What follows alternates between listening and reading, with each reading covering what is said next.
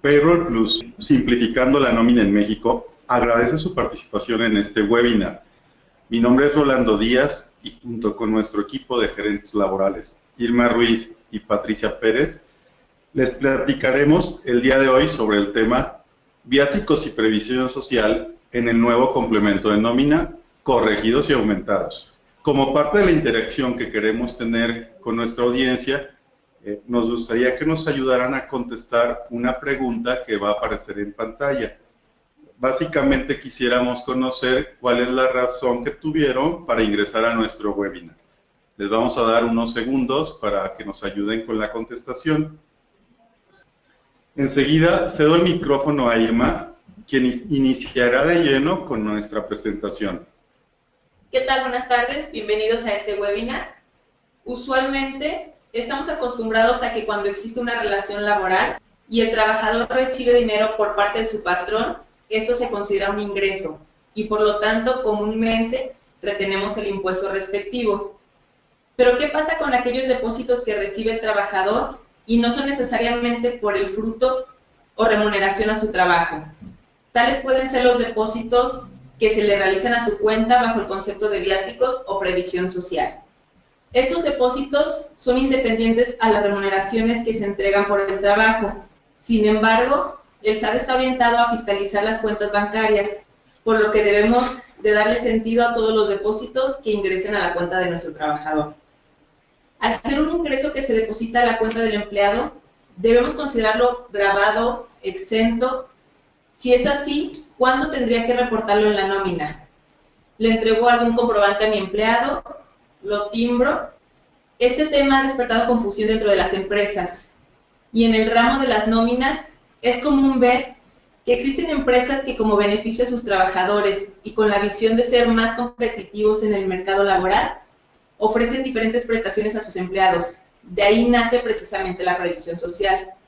Pero sin duda alguna, el tema que ha cambiado completamente de cómo registramos el antes y el ahora, el CFDI de nóminas, es el tema de los viáticos. Hasta antes del complemento de la versión 1.2 del CFDI de nóminas, los viáticos aparecían una vez al año. Regularmente al final del ejercicio registrábamos aquellos viáticos que habían sido comprobados por parte del empleado. Incluso en la administración de la empresa bastaba con que se llevara la cuenta de cada trabajador, sabiendo cuánto dinero le había depositado o cuánto le había pagado a su cuenta y la cantidad que cada uno en su caso regresaba o comprobaba. Y prácticamente no generábamos ningún efecto de ingreso grabado para el empleado.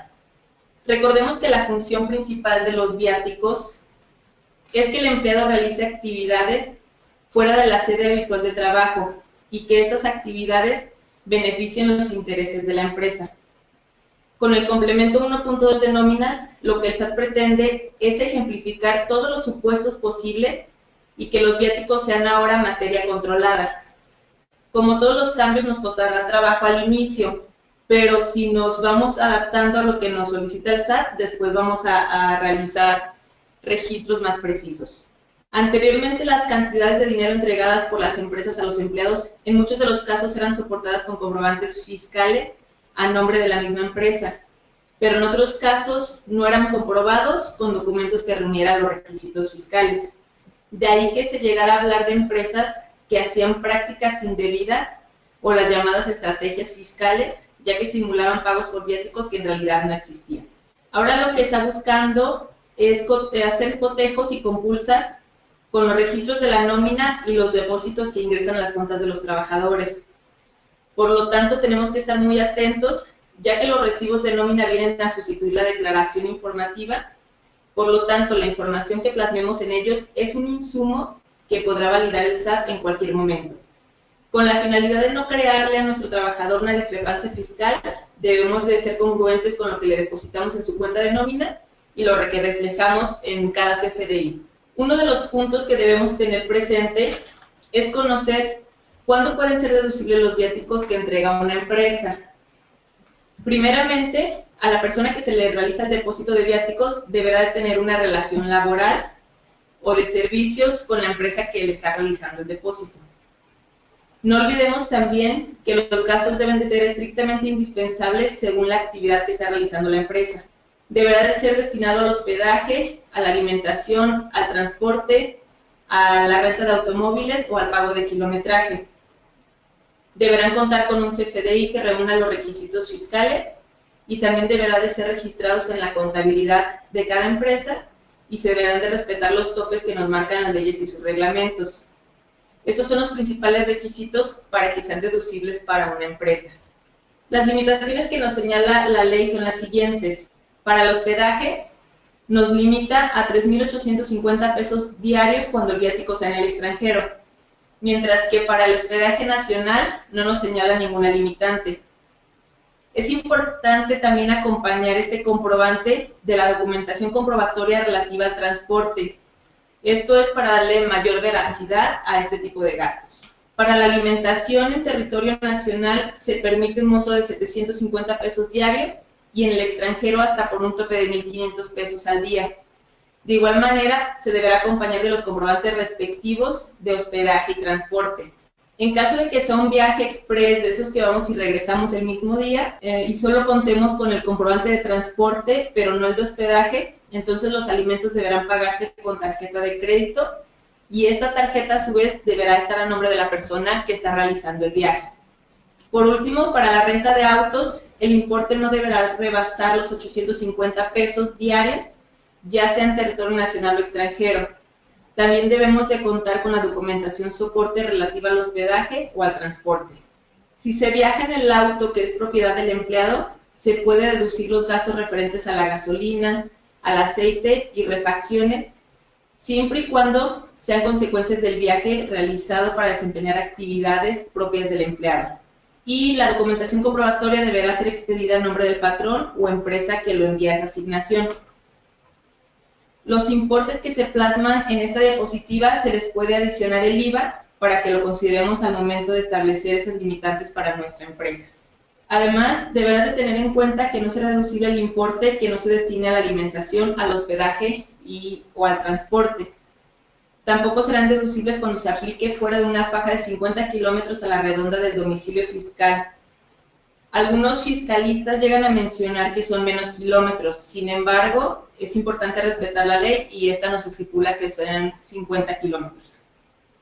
En caso de que se realicen pagos en el extranjero, no es necesario contar con un CFDI, pero sí deben de preocuparse por recabar el comprobante simple, por llamarlo de alguna manera, que este comprobante por lo menos señale el bien o el servicio que obtuvieron, el monto que pagaron, si fuera posible también identificar el nombre de quien les dio el servicio, el domicilio del establecimiento de donde obtuvieron este servicio.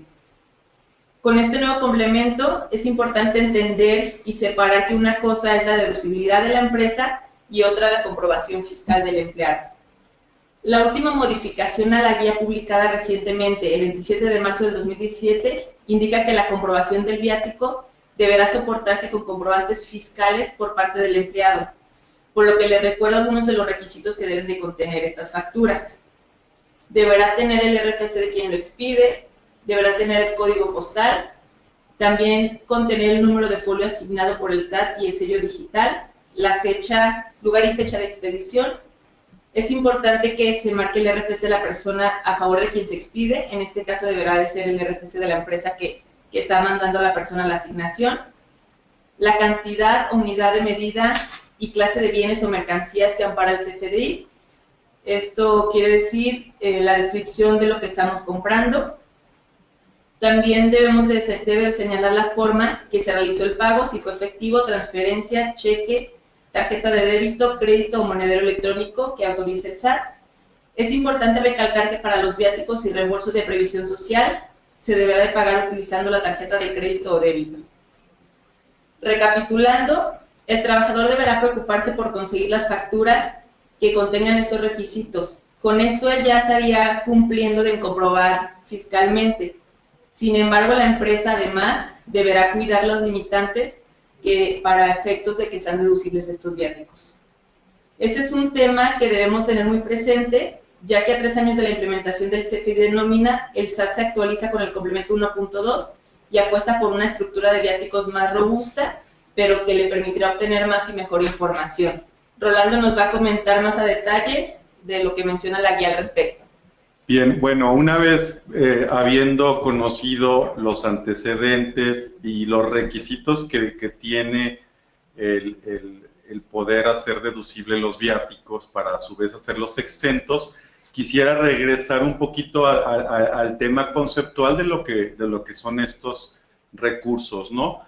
Básicamente un viático lo podemos definir sin entrar, digamos, desde el punto de vista fiscal o legal, de manera general, como recursos monetarios que se asignan a los trabajadores al hacer un viaje o traslado distinto al lugar de trabajo.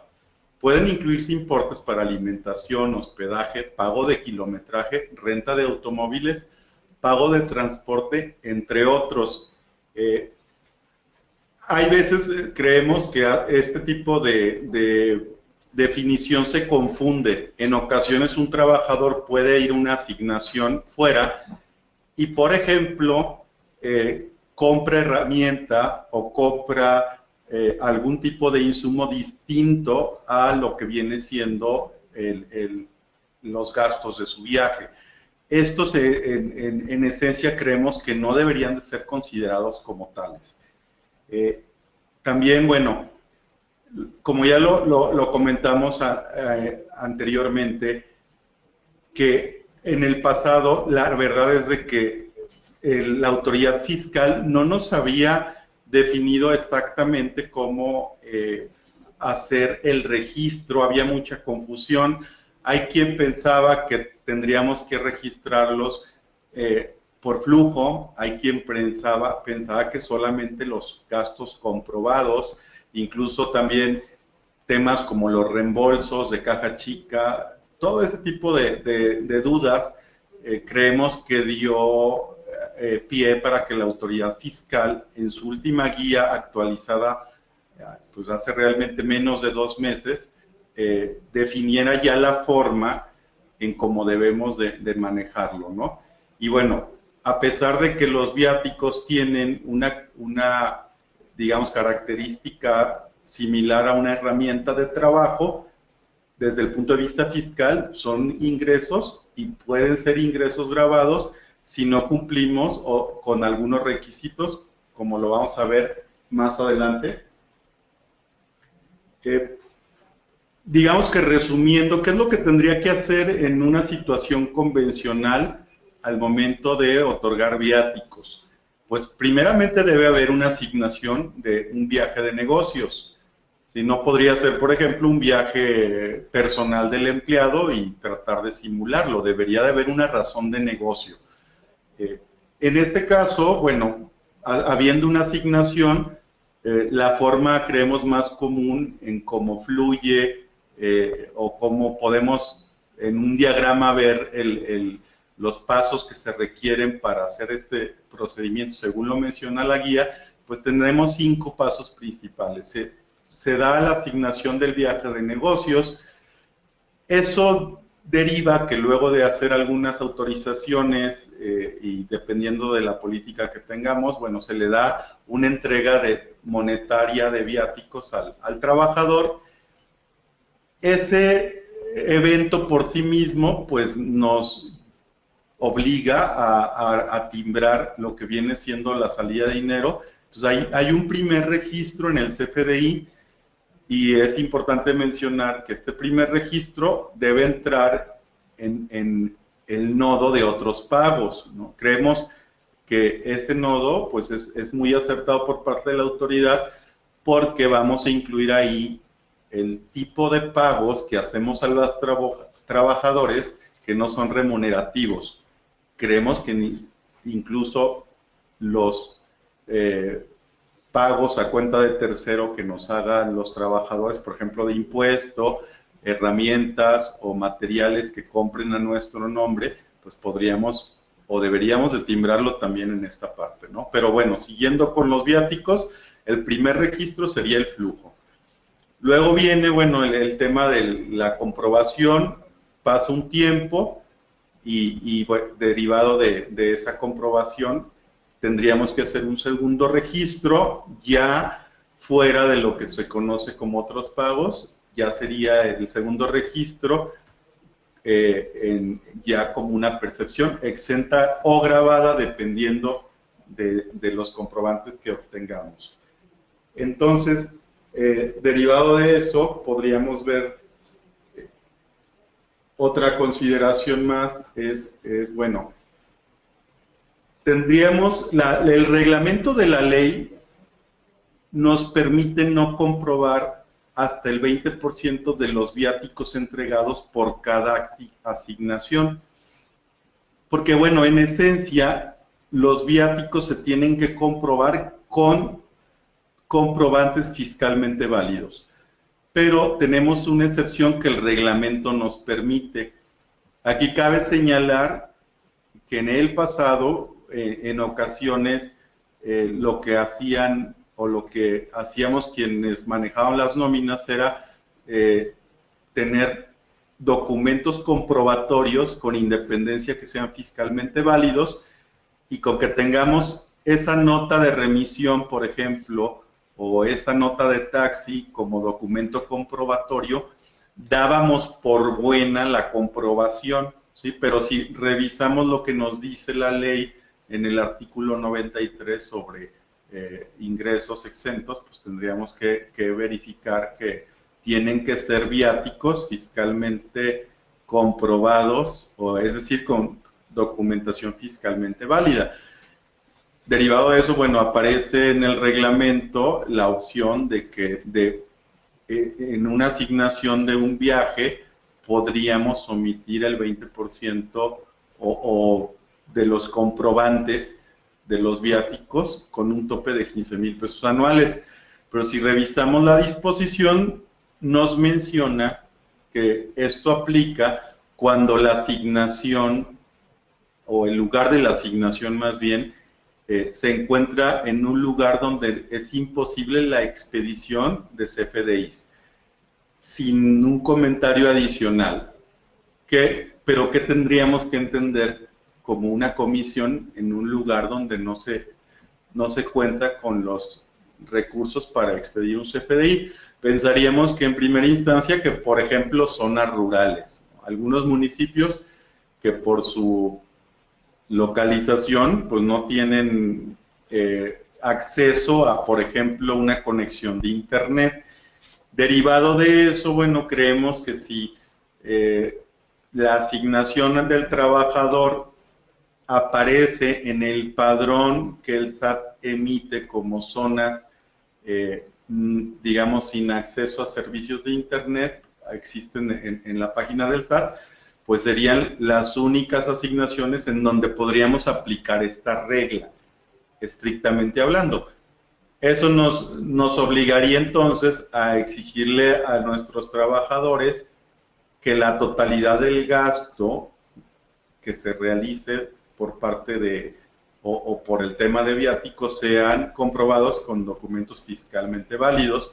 En un sentido práctico, creemos que en la mayoría de los casos va a ser una misión imposible, tomando en cuenta que muchísimas o gran parte de los gastos, digo, salvo hotel o alimentación, pero algunos lugares, el transporte sobre todo, pues no nos dan este tipo de documentos.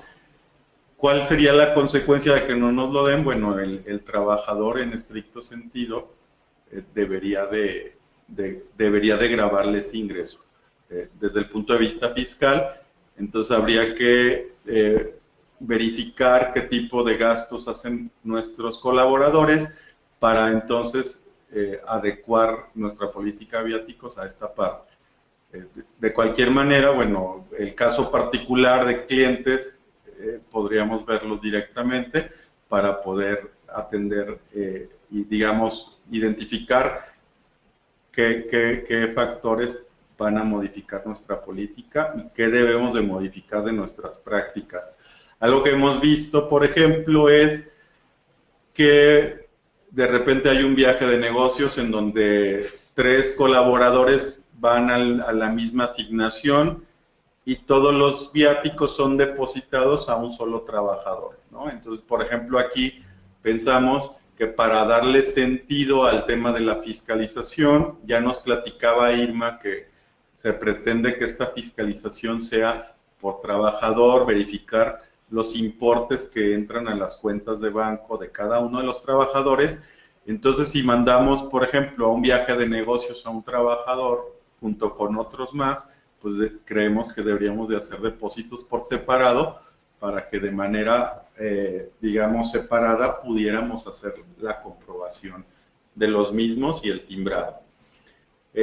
Entonces, bueno, vamos ya una vez viendo la definición de viáticos y las limitantes desde el punto de vista de ingreso, vamos a platicar sobre lo que nos platica la guía de cuándo hay que timbrar, y aquí en la diapositiva nos vamos a enfocar estrictamente en el flujo, ¿no? Entonces, ¿cuándo hay que timbrar? Bueno, tenemos 3 momentos. Lo podemos hacer durante la nómina, en donde el trabajador recibe el recurso.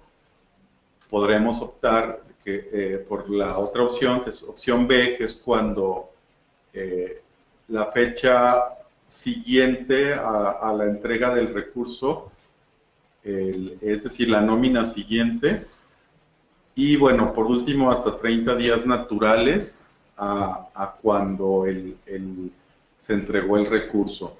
Serían 3 momentos en la nómina, en la nómina siguiente o hasta 30 días naturales en una nómina especial.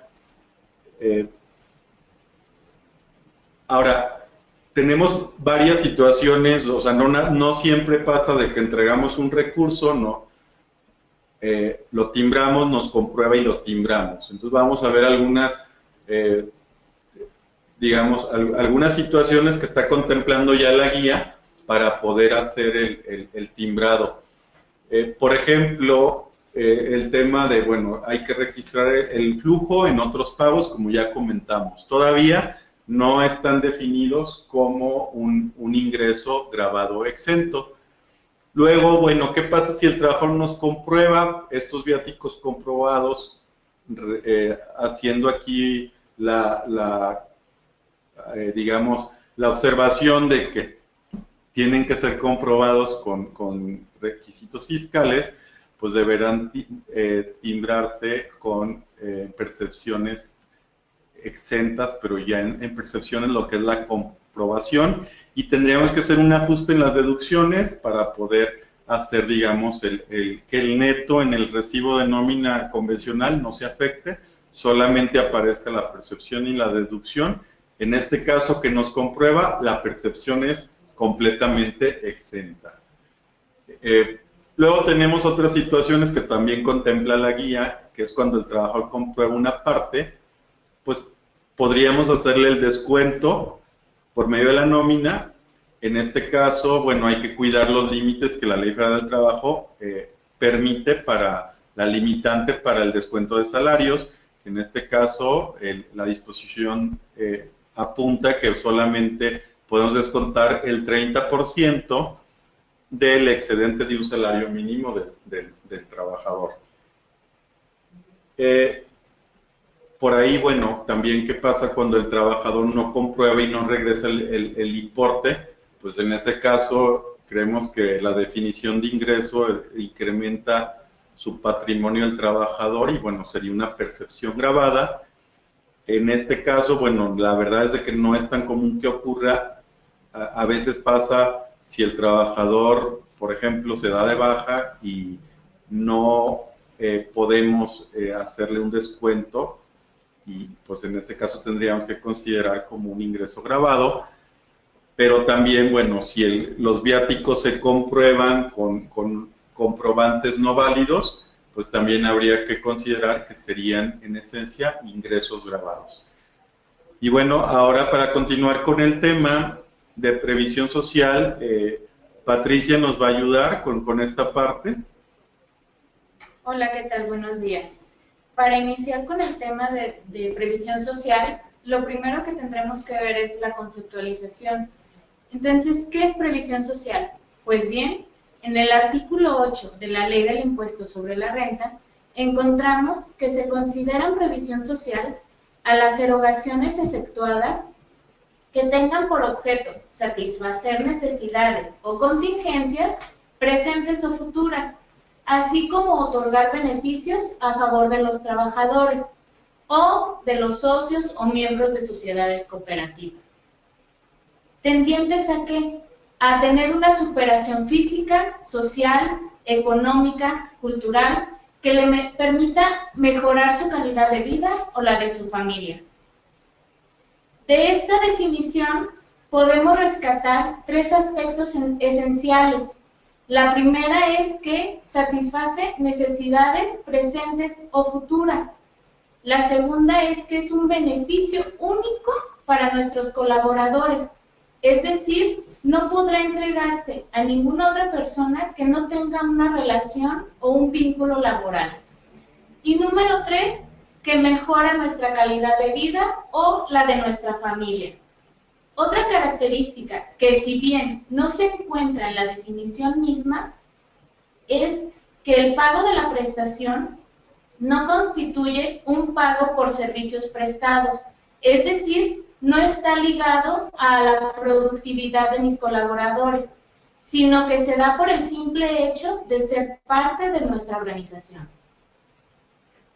Una vez comentado que esta prestación entonces no está vinculada al desempeño o al pago de salarios, ¿cómo puedo entregar o otorgar esta prestación?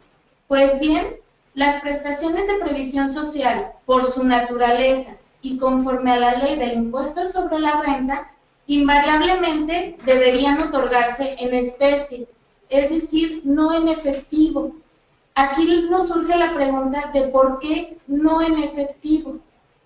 Pues bien, esto se da porque la Secretaría de Administración Tributaria, SAT, considera esto como una práctica indebida, ya que hay contribuyentes que entregan prestaciones en efectivo y que manifiestan ser previsión social y a su vez les da tratamiento de deducible y o exento para el trabajador, entonces ya lo tiene muy catalogado.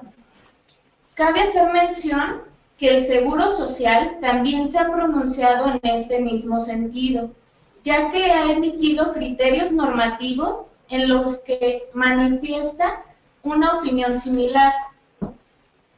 Asimismo, consideramos que la previsión social pudiera entregarse a manera de reembolso. Es decir, cuando un colaborador paga por un bien o servicio y el patrón le devuelve una cantidad conforme a sus políticas para este pago, tal es el caso de los gastos, por ejemplo, funerarios, y que de hecho en el artículo 93 de la Ley del Impuesto sobre la Renta, considera un ingreso exento. Es importante no confundir el concepto de reembolso con pago en efectivo, ya que como vimos anteriormente, de ser así estaríamos ante una práctica indebida. Pues bien, entonces, ¿cuáles pudieran ser nuestras prestaciones de previsión social que pudiéramos otorgar a nuestros colaboradores? Para respondernos esto, nos remitiremos al artículo 93 de la Ley del Impuesto sobre la Renta, fracción octava, que habla de forma enunciativa más no limitativa que las prestaciones de previsión social pudieran ser los subsidios por incapacidad, becas, actividades culturales, deportivas y cualquier otra de naturaleza análoga. ¿Cuáles son estas otras de naturaleza análoga? Pues serían los reembolsos de gastos médicos, dentales, hospitalarios, funerales y los fondos de ahorro, que para la exención ante esta ley están en una fracción distinta.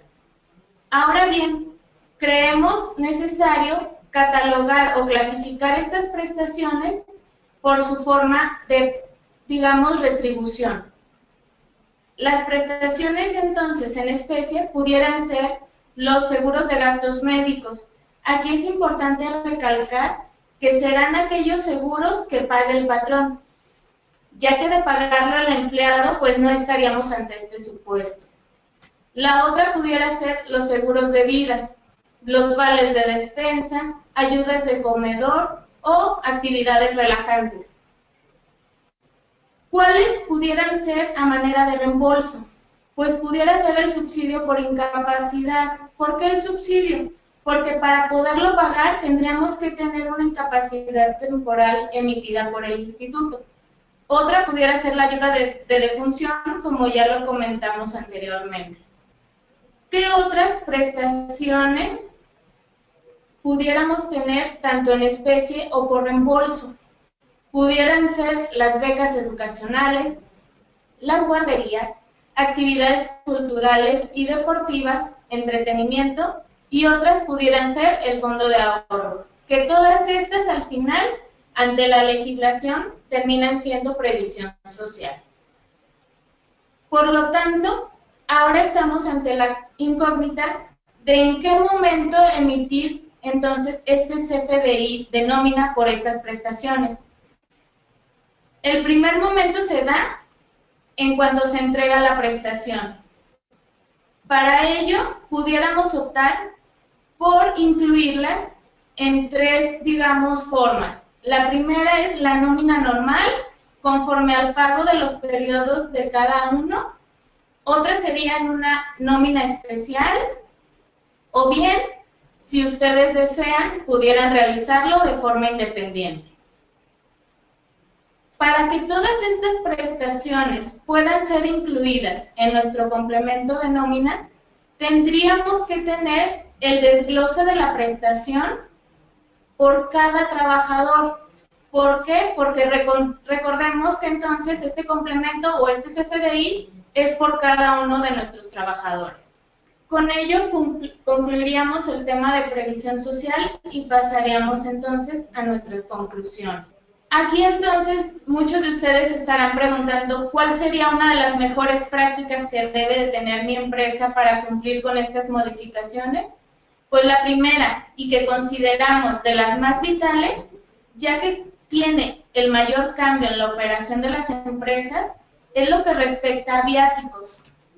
Por lo que recomendamos contar con políticas claramente establecidas, entre las que se destacan estipular tiempos claros para la comprobación de dichos gastos.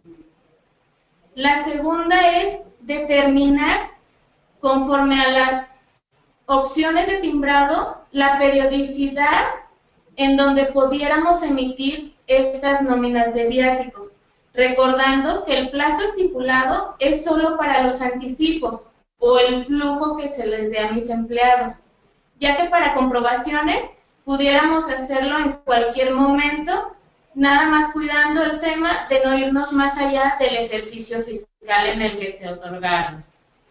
Una opción para, digamos, como librarnos de estos procedimientos sería que contáramos con tarjetas corporativas, ya que el SAT discrimina los gastos hechos con esta modalidad en el timbrado de nómina. Sin embargo, aquí cabe una pequeña desventaja, que es que todos los pagos deberían de ser efectuados con esta tarjeta. Entonces, hay ocasiones que según la localidad a la que se envía, pues no tendrían esa facilidad de hacerlo nuestros trabajadores. Por otro lado, consideramos y recomendamos que es importante blindar los procesos de recursos humanos y dejar un plan de previsión social claro hacia todos nuestros colaboradores, ya que aquí estableceremos las prestaciones que vamos a otorgar, así como temas de elegibilidad, temas de límites, obviamente estos límites conforme a las leyes, reglamentos, etcétera. Por lo tanto, no duden en acercarse a los especialistas de payroll, siempre trataremos de tener una solución para cada caso. Bien, pues bueno, hemos llegado a la parte final de la exposición. Vamos a tener una sesión de preguntas. Previamente, bueno, tenemos nosotros una pregunta para la audiencia. Básicamente nos gustaría saber por qué medios se enteraron de nuestro webinar. Les va a aparecer en pantalla la pregunta. Damos unos segundos para que nos ayuden con su contestación. y luego de lleno entramos al tema de la contestación de las preguntas. Bien, bueno, gracias por la contestación. Vamos a continuar con el tema de las preguntas. Vamos con la primera. Nos comentan aquí cómo se deberían de manejar los viáticos en la nómina de los trabajadores que tengan que realizar viajes en lugares donde no haya negocios que emitan comprobantes fiscales, como pueden ser zonas rurales apartadas. Ya lo comentamos en la presentación. Bueno, desafortunadamente esos viáticos se considerarían como ingresos grabados para el trabajador, es decir, por no tener comprobantes fiscales, pero habría que revisar si podemos aplicar la exención que nos permite el artículo 152, que se refiere al 20% de los recursos asignados a dicho viaje de negocios. Y bueno, pues también aquí el empleador se encuentra con una barrera o con un dilema de, pues, si absorbe o no, por medio de un bono, tal vez, la parte grabada de estos viáticos. Habría que revisarlo en casos particulares, qué política se va a tomar, porque definitivamente la operación a veces no nos permite tener digamos, los comprobantes de todos estos gastos. Entonces, así sería la forma. La siguiente pregunta, Patricia, por favor, si nos ayudas. Claro que sí. Nos están preguntando que cuál sería el plazo que debe tener un trabajador para comprobar los viáticos. Como ya lo comentamos, no existe un plazo estipulado en ley, sin embargo, pues debemos cuidar que se haga durante el ejercicio fiscal en el que se entregó este viático. Sin embargo, consideramos como recomendación que para evitar cargas administrativas al final del año, en la política o en las políticas que se hagan, deberíamos considerar plazos cortos, es decir, a lo mejor a fin de mes. Tengo otra pregunta aquí. Están cuestionando de cómo se debe de afectar en la nómina el reembolso de viáticos que no implicó necesariamente un anticipo. En este caso, recordemos que los viáticos tienen dos momentos, cuando le hago un anticipo y cuando se hace la comprobación. Si no existió tal anticipo, se aplica directamente en la nómina como un ingreso exento si es que comprobó con requisitos, con comprobantes fiscales, y pues si no reúne los requisitos fiscales, entonces sería como un ingreso grabado. Nos brincaríamos la parte de timbrar el flujo. Bueno, yo voy a seguir con la otra pregunta. Si alguna pregunta no la leemos, la vamos a revisar vamos a poner un mail con nuestros contacto para que va a aparecer en pantalla y ahí, bueno, les vamos a ayudar con la contestación. Bueno, vamos viendo otra pregunta. Dice, en el caso de que los viáticos sean en el extranjero, pues bueno, en este caso ya platicamos de los límites. Los gastos por viáticos que no pasan por cuenta del trabajador, bueno, en el extranjero y no pasan a cuenta del trabajador, se deben de timbrar como CFDI de nómina, por ejemplo, boletos de avión, que lo paga directamente la empresa, o el hospedaje. En ese caso, al cederle al trabajador una tarjeta, es como si la empresa lo pagara, entonces no se deben de timbrar debido a que no hubo flujo de dinero directo a la cuenta del trabajador. Entonces, en ese caso no hay problema, no hay que llevar un control por ese lado. Siguiente Otra pregunta sí. Que nos hacen derivado de la primera que tú contestaste, Rolando, es que ¿qué se considera una zona rural? Pues bien, en la legislación vigente no hay una definición como tal. Sin embargo, fíjense que encontramos que en el portal del SAT se cuenta con un buscador de localidades sin acceso a Internet, por lo que pudiéramos entender que quizá estas localidades serían las que se exime de entregar un CFDI y por lo tanto pudiéramos exentar hasta el límite del artículo 152 del reglamento de la ley, que recordando es el 20% sin pasar de los 15,000 pesos anuales. Ok, una pregunta. ¿Qué pasa si por error se le deposita a un trabajador un importe de viáticos que no le corresponde? aplicaría el mismo tratamiento de cuando no realizó el viaje. Si realicé un depósito a un trabajador que no correspondía o este trabajador al final no hizo el viaje, entonces no tendría que reflejarlo en la nómina y tendría el trabajador que regresar el importe. Muy bien, una pregunta más. ¿Quién debe pagar el ISR de un viático considerado como grabado por no haber comprobante fiscal? Bueno, en esencia debería de pagarle el trabajador, aunque muchas veces a las zonas rurales en donde realizan los servicios, pues no nos permiten tener todos los comprobantes. Por lo que creemos que en la política de viáticos tendríamos que definir en qué momento el patrón, en este caso, bueno, va a solventar ese impuesto. Dependerá de cómo nos pongamos de acuerdo y si lo tenemos por escrito. Digo, pues nosotros, Payroll Plus podría ayudarles a la elaboración, por ejemplo, de sus políticas de gastos de viaje, para que la misma cumpla con las nuevas obligaciones fiscales y también, bueno, aterrizado a lo laboral.